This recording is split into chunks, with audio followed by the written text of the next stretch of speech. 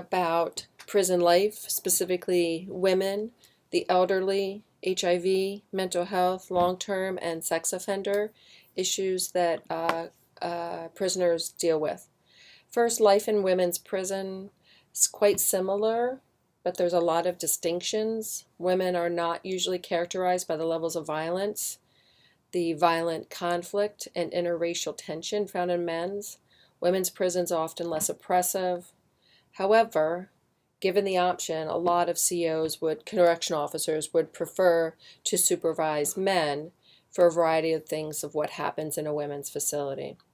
For example, women inmates are more likely to have children and have been living with them, and so therefore they would be more likely to articulate how they miss their children, and they have separation. Some women lose custody when they're in the facility. Other children live with other relatives. When we look at women, for the most part, they make up less than 10% of the male population of all folks that are incarcerated.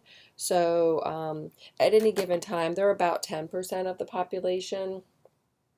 This number becomes an issue when we look at the resources that are devoted to women. It becomes a difficult initiative to say that when we're only dealing with 10% of the overall individuals, it's hard to establish a law library or a skills-based programming or something like that. There's been a fair amount of research written about women and the war on drugs and how it is a war on women. In fact, that when we look at of those 10% that are incarcerated, a lot of them are nonviolent. So they don't ever reach the violent level that we see with men. And when we cross that by drugs, we see that a fair amount of them are often an addict or were simply peddling drugs. Historically, women are usually married. They are typically, when we look at race, African American women are incarcerated nearly 3 times that of white Caucasian women. What I don't know is that a socioeconomic status, or is that a pigment of skin? So, it depends on, is it a social status that those folks that are lower resourced are more likely to end up in a prison versus those that are higher resourced that have the option or the ability to hire other lawyers and things like that to avoid getting into a facility. Historically, women were put in what we call co-corrections because the idea was we could just share a law library or share programming or share a kitchen, and then we found out that there was a lot of abuse going on. Women that would come into the facility without being pregnant would leave being pregnant. So all of this really allowed for some reformation for women incarcerated, and so they were trying to get them to be safe and make sure that when they are incarcerated that they don't put them at harm's way, or because they were in a coercive environment that they didn't feel like they had to have sex. Women in prison subculture, so this is really where women and men differ. Female inmates are more likely to form what we would call pseudo-families.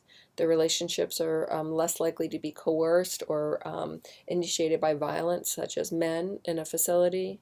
Adaptation with a pseudo-family instead of the larger prison subculture. So it might allow for them, even though they might not identify themselves similarly to men, as men do, as not being in a same-sex environment, that they would say that while they were there, that these individuals and their pseudo-families were in fact like their family.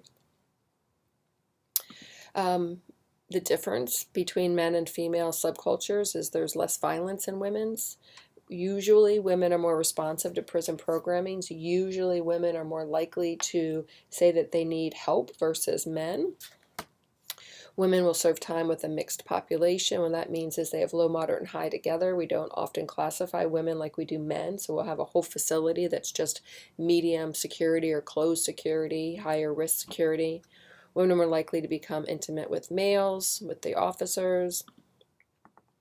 When we look at inmate roles, we have roles that women commonly adopt to. This would be your square, non-criminals before and tend towards conventional behavior in prison, your life, your habitual offenders who continue to display antisocial and anti-authoritarian behavior, and then your cool roles, which are professional criminals who try and do easy time through manipulation. A lot of times their cells this looks like a hospital, right? So dorm-like settings. This is what often a male's facility looks like, and so that looks a lot different than your female facility.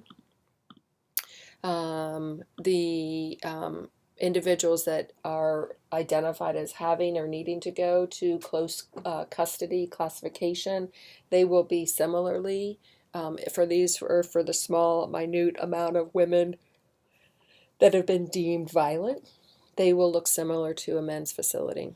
So currently, what we're looking at? We're looking at institutionalized sexism, that because they are only 10% of the population, a lot of times they are not near anything, so it makes it difficult for their actual families to come visit them. The small numbers are used to justify lack of programming, lack of specialized programs, and then also mixed levels of classification. Current issues similar to men is prison rape, 7% of inmate to inmate sexual assault, 22% reported staff sexual assault. Again, like I said, pregnancy behind bars is a concern. 5 factors affecting life imprisonment. Number 1, the increased number of elderly inmates, those that are living with HIV, mentally ill, long-term, correctional policies required to address them, and then military. I'll talk a little bit about each of these. Special types of offenders, so we have these typologies, and that's just a fancy word to say grouping. And so we just try and utilize a typology to say, okay, let's group individuals into this and meet their needs. First one is elderly, so geriatric patients. They're usually, 50 years of age. They have certain accommodations. So things like if you think about your grandparents or your great-grandparents, that they, with age comes chronic illnesses. So, to be able to have them have access to humane things that they could do if they have a bad hip, broken knee, that sort of stuff. The elderly population, so there's been much written about the growing of the population within the facility. So most will enter as young and then stay there. And just the cost that happens with those individuals that have really become of age, or either come in as an older inmate or have stayed there and been, the grain of it, and what we have to do to make sure that we have facilities that can meet their needs. Another typology, another concern is prisoners with HIV or AIDS. And so clearly, again, those with AIDS, we have some would say that the need to segregate them. Advocates would say that prison violence decreases if we segregate them. The HIV-infected inmates can benefit from removal from the general population, so they don't get, they're not targets of anger or violence. Additional health care programs can be available. Theoretically, they could have better living and more staff for specialized care. Some would say that puts a mark on their head, and therefore it becomes really difficult for them to live a normal life, even though that they had been diagnosed. And oftentimes we know now that you could live a functioning life being designated HIV. Safe environment for staff, so as far as individuals that are able to break up fights and being able to wear gloves if they have open bodily fluids. Offenders with HIV, when we look at the rate, there are those that are incarcerated are almost twice the rate found in the general population. Some would say that it's difficult to detect and manage them. Their health care costs are high. Housing, if we talk about segregating, become an issue because now we have to go by, the risk need, and then we have to go by what they specifically need for their medical condition. So it becomes really difficult for the bureaucracy of the prison to be able to meet everything that they need. Mentally ill is another typology or group that we have to deal with. Those individuals, 56% of inmates have a history of mental health problems. Some that's why they are in prison. Some might have developed some mental health or been diagnosed while they've been in prison. And so, when we're looking at just a percentage of saying what does the mental health look like in a facility, California would say that they don't refer inmates to a higher level of care. They fail to conduct mental health evaluations. They fail to conduct adequate status examinations. They don't carry out basic clinical procedures, and they have inadequate emergency responses to mental health. Psychotherapy, when and if they get it, the treatment is narrowly successed, even with motivated, voluntary, and free patients, and those are, I don't want to make light of most of our clients or inmates are not motivated. So even of those that are motivated, we have a limited success. So, the reality therapy is that people's problems decline when they behave more responsibly, emphasizes personal responsibility for actions and their consequences. Confrontation therapy is really a face-to-face to try and identify for them what they've done, and do they believe that people that they've harmed not understand that, or try and get them to understand it. The reality, though, of being able to help those individuals that have harmed others is they, for the most part, know what they've done is incorrect. And so shaming doesn't help us. And a lot of times programs want to have mental health as well as non-mental health make sure that they feel comfortable telling individuals about what they need to do and how they need to do it, and shaming just has never been founded as of any value for us in the criminal justice therapy sessions. Mentally ill prisoners, transactional analysis, focus on the role that people play with others, interactions with others, indicate personal problems. Now, COG skill building, this is something that most of those individuals that want to actually make a change, we see a lot of folks supporting cognitive behavioral, cognitive treatment, and so cognitive skill building within mental health. We would want them to change their thought process that accompany the criminal behavior. We want them to change their thinking and their patterns so that they don't do it again.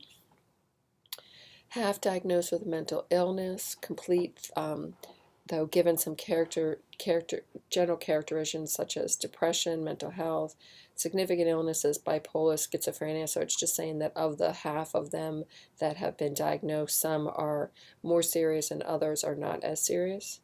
The mentally ill are more likely to be involved in fights. So you can imagine, as a bureaucracy that a prison is, that this becomes an issue. We also have the issue of long-term prisoners. So these are chronic lifers.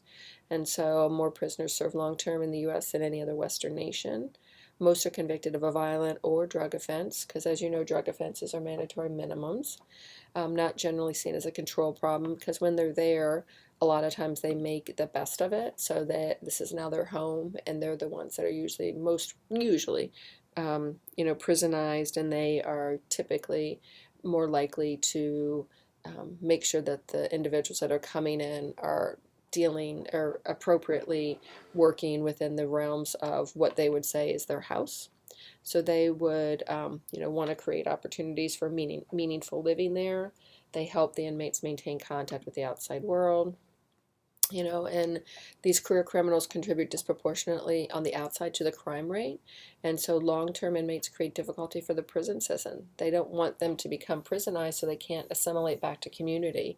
And so that means that they really don't understand or lose the skills of how to, be gainfully employed and how to live on your own accord without people telling you what to do, when to eat, when to shower, that sort of thing. And then last thing I'm going to talk about are the sexually prisoners. So these are the LGBTQ, and we talked a little bit about this as to, are we looking at them based on their biological, so were they born, as a male or female, or based on what they're transitioning in now? And the idea about transsexual individuals within facilities becomes really a difficult. So if you identify as a female, but you have still have your testes um, and the biology of a male, that becomes difficult for you can't shower with women and things like that. So the idea is some agencies are making a hardcore, it is what you're biologically born with. If you've created or completed the transition, then by the time you're into the facility, then they'll just go with that. Other agencies stick strictly to what were you born with. Sex offenders, the problem with sex offenders is we have a limited success with them being not recidivist. So to try and treat sex offenders, a lot of times we can do things like penile plasmia grass. We can try and desensitize them to whatever is their interest. And so the problem is we see high recidivist rates with sex offenders. And like you see here, again, cog behavior, most effective treatment approach with them. And then last are individuals that have served in the armed services. According to the Bureau of Justice Statistics, there have steadily decreased over the past 30 years. But even though individuals that have served in military, we know that they come often with PTSD issues, pardon me, things that they had developed while they were serving our country. And so once they become imprisoned, then we have to deal with that as well. So that's just a quick run through of some specialized types of inmates that we deal with in a facility. Thanks.